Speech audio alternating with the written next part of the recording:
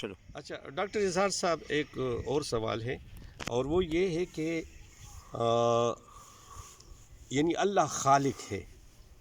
اللہ خالق ہے، اور اس کی خالقیت میں کوئی شک و شبہ نہیں، اور یہ صفت اللہ پاک نے انسان کو بھی تخلیق کے حوالے سے جنہوں نے دی ہوئی ہے۔ آپ جو ہے نا انسانی تخلیق اور اس تخلیق میں کچھ ایسی فرق کو واضح کر سکتے ہیں؟ نایاب صاحب، آپ مشکل سوالات پوچھنے لگے ہیں۔ مجھے ایک حدیث کا حوالہ یاد آ رہا ہے کہ تخلقوا باخلاق اللہ، رسول اللہ فرماتے ہیں کہ اپنے اندر اخلاق پیدا کیجیے اللہ کے، تو وہ غفور الرحیم ہے تو آپ بھی بخش دیا کریں، وہ قہار ہے تو آپ بھی جہاں ظلم ہو رہا ہو تو آپ غضب کا مظاہرہ کریں۔ یہ نہیں کہ حکمت کے بغیر، اللہ تعالیٰ کا کوئی حوالہ بھی حکمت کے بغیر نہیں ہے، لیکن یہاں پہ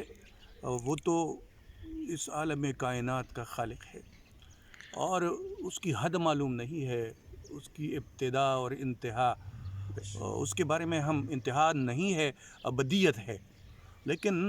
وہ بذات قائم ہے، قدیم ہے، اسے کسی نے پیدا نہیں کیا ہے، تو وہ اصل خالق تو وہ ہے، خلقت اس کی ہے، انسان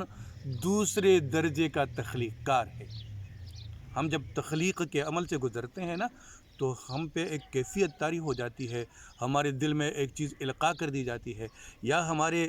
ذہن پہ ایک خاص قسم کا خیال نازل ہونے لگتا ہے جو ہمارے اختیار میں نہیں ہوتا۔ پروردگار کی تخلیق اختیار کے ساتھ ہے، اور انسان کی تخلیق میں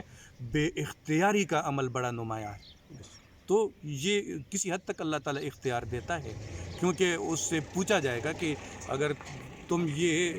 اس طرح کہتے ہو یا تم نے ایسا کہا ہے، اگر وہ درست نہیں ہے، اس میں شرکیہ خیالات ہیں، اس کے اندر پروردگار عالم کے نظام کو باطل کرنے کے سلسلے موجود ہیں، تو وہ تو پوچھا جائے گا۔ اس حد تک اختیار ہے، لیکن جو پہلی ادا ہوتی ہے تخلیق کی، جو ہمارے دل میں القاء کر دی جاتی ہے جو بات، تو اس میں انسان کا اختیار نہیں ہے۔ لیکن میں سمجھتا ہوں کہ جب انسان